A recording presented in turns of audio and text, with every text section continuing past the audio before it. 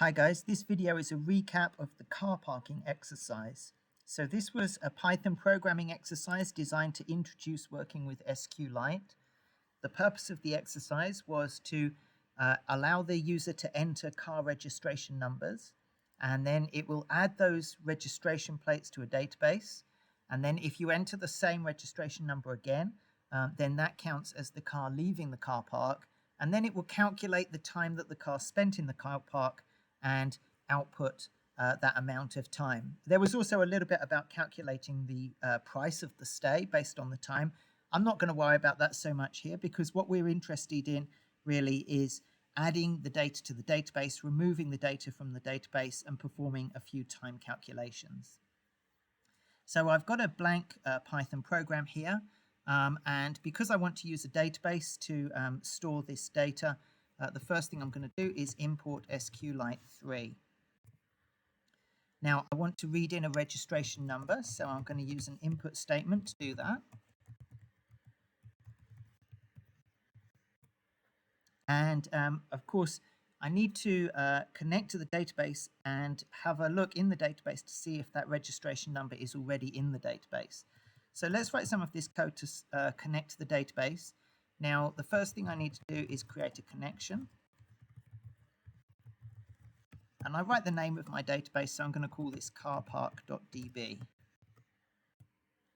Once you've got a connection, then you need to create a cursor. So the cursor just records where you are in the database and the results that the database provides to you when you perform a query. Now, because this database won't exist the first time I run the program, what I'm going to do is execute a command to create the table that I need.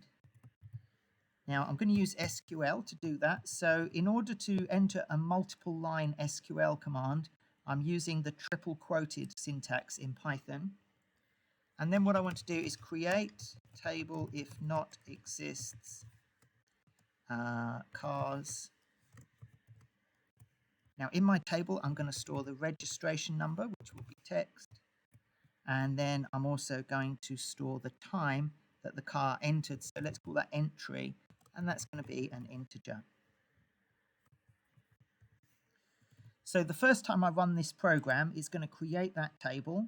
And then after that, I won't need to create the table again. And that's why I need this if not exists, because otherwise SQL is going to give me an error. Okay, now executing the command is one thing, but it won't necessarily actually save that unless I commit. Sorry, it's not cursor.commit, it's connection.commit to make sure that that's saved in the database. Okay, now we ask the user to enter the registration. And the next step is to see if that registration is in the database. So I'm going to perform a query. That's also using SQL. So here the query I want to perform is select entry from cars where registration equals, and then I put a question mark. This question mark is going to be replaced with the registration I'm looking for. So I put that after this cursor.execute command, and I need to write it in an array like that. So this is providing the registration that I read here from the user, and then I'm providing that to the database, and it will substitute the registration into the position where I put that question mark. Okay, now actually there's really only two possibilities. Either the entry is in the database or it isn't in the database. So instead of retrieving multiple results or trying to retrieve multiple results, what I'll do is I'll just call fetch1, which will fetch a single result. And if there's no result, then result will equal none. So this is a convenient way to perform a query if I know that there's either going to be no results or at most one result. Okay, so now if I get that result, so if result is none, that means that there's no car with that registration currently in the database. And if that's the case, then what I need to do is write some SQL code to put the car into the database.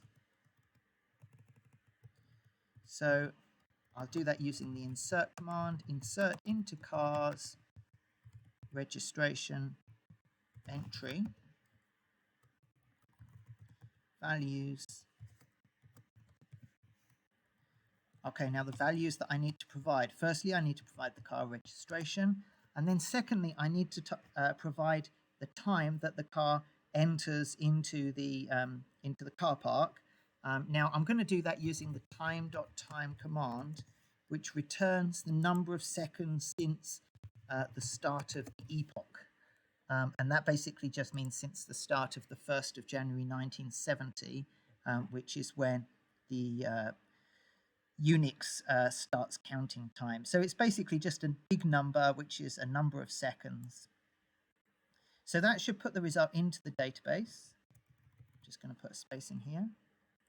Now, on the other hand, if the result isn't none, then what I need to do is subtract the current time from the time that the car was entered into the database.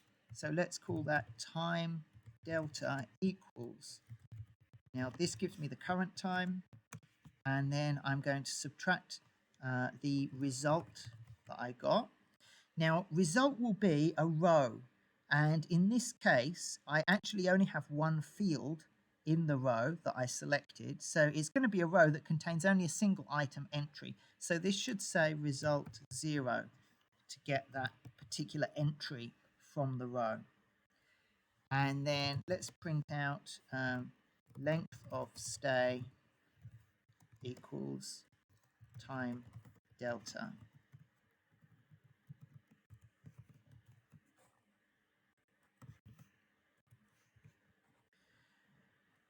Okay, so this should be enough to test it. I'm just going to save it off and try running it.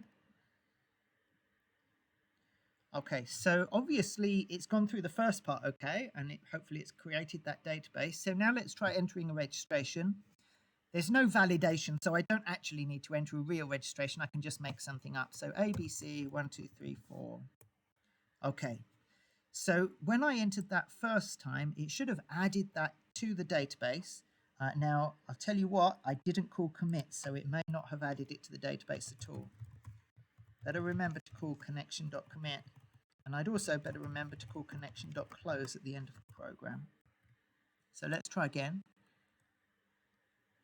Okay, so I'm now going to enter ABC 1 2 3 4. Okay, now hopefully that has added it into the database, and the next time I enter ABC 1 2 3 4, it does indeed tell me that the car was in the database for 7 seconds, or almost 8 seconds. Now, one thing I noticed is that it's not giving me a whole number of seconds. I've actually got something after the decimal point here. So what I should have done is made entry a real rather than an integer. Now, if I run this now, it won't delete that table. So what I could do is just add in an extra execute command, drop table cars, so that I get rid of the table that I created in the last run. Okay, and now that I've run that, I should be able to remove that again. I don't need that anymore. And I should have now a working database. ABC 1 2 3 4. That's the car going in. And then ABC 1 2 3 4. That's the car coming out. Now, there are a couple to make. I mean, to be honest, there's plenty of improvements we can make. The first thing is I think it would be good to print out that the car has entered the database. So let's say car entered car park at, and then we'll put time, or let's call this time start. So time start equals time.time.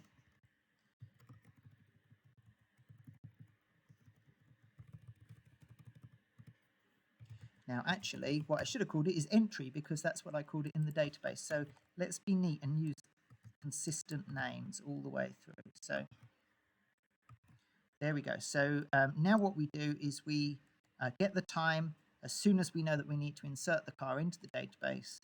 We provide that value, and we also print it out here. And then another thing that we should do is when the car leaves the car park, we should remove it from the database. So we can do that using another cursor.execute, delete from cars where registration equals question mark, and then we just provide the registration here. So that should now ensure that if the car leaves the car park, then it will be deleted from the database, and the next time it will count as a new entry. So let's just test that now. So ABC 1 2 3 4. That's the car. Oh, sorry, that was the car leaving from the previous time. So let's try it again. So ABC 1 2 3 4. The car's entered the car park. ABC 1 2 3 4. The car leaves the car park. ABC 1 2 3 4. This should count as a new entry. There we go, and it has. And then I could again do ABC 1 2 3 4 to make it leave the car park. Now, guys, other things that you could add in. Obviously, at the moment, this is all just a single file, and there's no structure to the code. So it would certainly be better to break this up into different functions. But the basic idea here is about adding that item to the database and deleting it. So hopefully this explains all that you need for this first section.